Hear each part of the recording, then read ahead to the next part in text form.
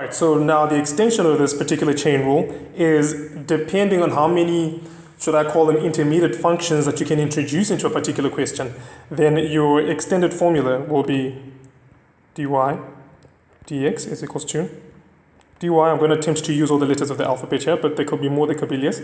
Normally there's only one. I will reinstate this again. We normally only use one, like we have here. We're only using u of x as our intermediate function. But just to extend it, for interest's sake, dA dB times dB dc times dV dW times dW dx. And if you notice, from our previously prescribed way of simplifying things, we could do this. And whatever comes next, and we'll still end up with that dy dx. Although we did mention that, in reality, this is not the best way to think it's going to be done. So this is like the extended formula, which I think I can safely say you will really ever come across.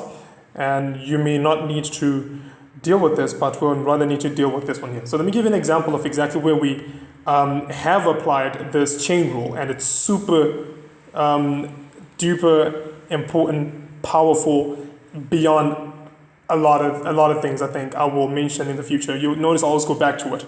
And as usual, you know, we say that maths really is simple. It's only when you forgo the foundation principles and you're trying to run to the applications, that's when maths becomes wholesomely very intimidating. But if you take your time with the foundation principles, you'll notice that it's easy for you to grasp and understand everything else that follows. And this is one of the places. So I'm going to take this particular case.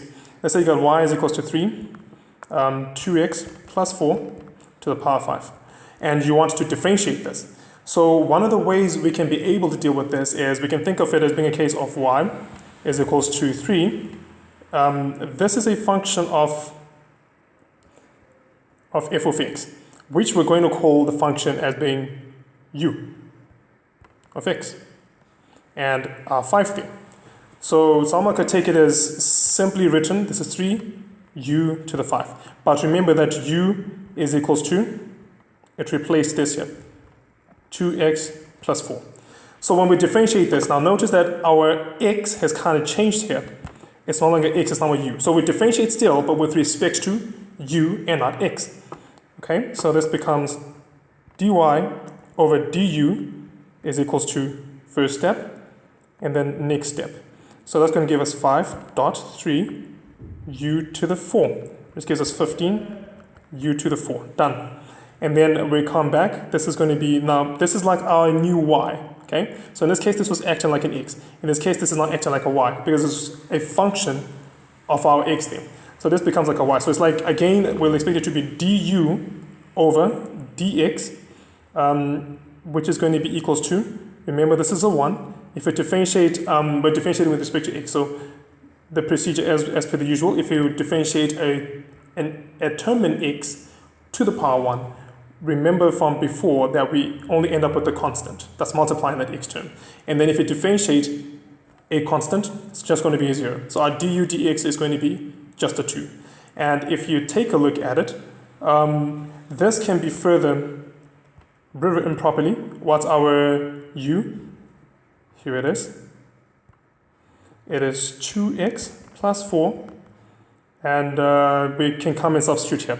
So according to the chain rule, let me use a different color. According to the chain rule, dy dx is equals to, in this case, because we introduced a u, it's dy du times du dx. Let me hasten to bring out another form that you'll find the chain rule written as. The chain rule is written as either as dy dx equals to dy du times du dx, or dy dx is written as dy du divided by dx du. This is the other form. again, you may see this form being used where x is a function of u and y is a function of u. Then you're differentiating everything with respect to u. Then you may actually use this form. So where you're differentiating with respect to u, with respect to u. And then here, it's the case where we just met, where we can actually express u in terms of x, okay, and y in terms of u. So it follows through that y is a function of u here, and that u is a function of x. But then here, y is a function of u, and then here x is a function of u as well. Ooh, it can't fit, okay? But I'm sure you get the point. So that's normally where we use the different cases. Now returning back to this, we're using this form because we expressed u as a function of x right here. So we're going to use the dy du times du dx. And that will be like substitution. What's dy du? Dy du is this right here, 15. 2x plus 4 times, what is du dx? It's 2. Which gives us this multiplying that, 13. Ooh, before I forget, something important. The power. The power, the power, the power. And this is our final answer. Now, where did we see this before? We saw it in the last video where we're dealing with repeated brackets, where we say that dy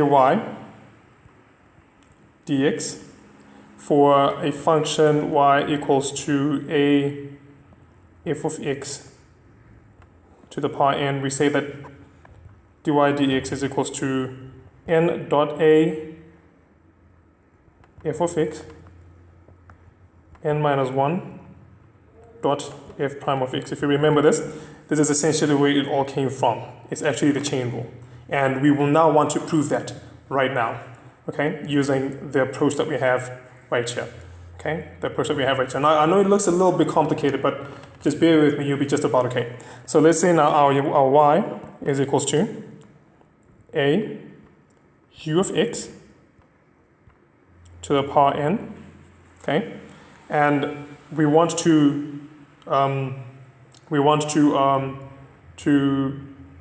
differentiate this. So the chain rule now tells us that we have two cases here, okay? We have two cases here where we have y is equals to a u to the power n. I'm just foregoing again the x. And we also have u is equals to some fancy function of x, which is essentially what it is. So differentiating the two, so this is going to be dy du. Now we know from here, from before, that the first procedure, bring your n down, n dot a u, and what's the second procedure? N minus 1. And then we come here, du dx is really going to be just the derivative of this, okay? And then bringing this all together into dy dx using the chain rule, we're going to get dy du times du dx. So I'm actually deriving other formulas using the chain rule. It's crazy powerful. I wish I could just take more time on this. I don't want to make the video too long, but at the same time, I feel if you take your time with this, then you will notice that majority of what you're going to meet later on is going to be super easy to deal with. Now, what's my du dx, dy du? It's going to be n dot a u n minus 1, okay? And remember what our u is. We've substituted the first part times. What is du dx? It is f prime of x. Now, we do not want our function in terms of some u function. We wanted it all in terms of f of x, of x, which is f of x. So, forgive me there. What I mean by f of x is as a function of x. Okay, so an expression in terms of x. So what we end up with is n dot a. Now I'm substituting for my u from here.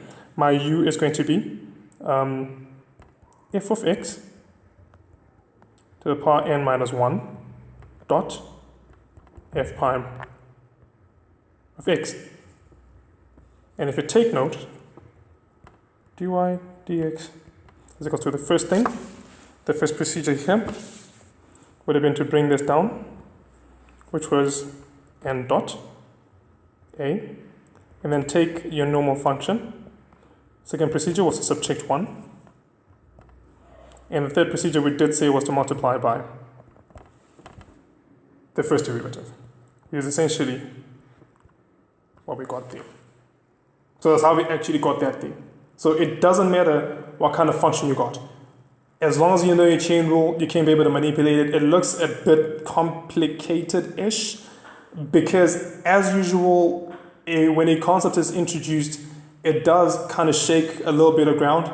But with practice and persistence, you'll notice that something becomes easy, becomes intuitive. You don't even need to struggle to remember it. In fact, you don't even need to remember the derivation here. All you need to remember is its application and being able to come up with a solution. And in this case, we already have the formula for how to find this one, which we showed here. Okay, and this was just another way of saying this is how we use the chain rule.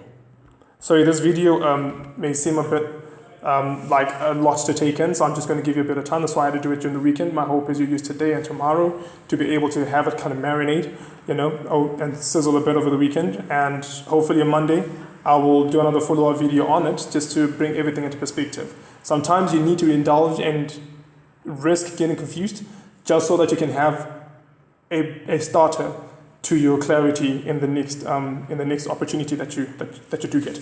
So yeah, I wish you all the best, and please go over this video as many times as you can. And then on Monday, I'm going to send another follow-up video that will try and clarify everything in good time. So enjoy your weekend. Goodbye.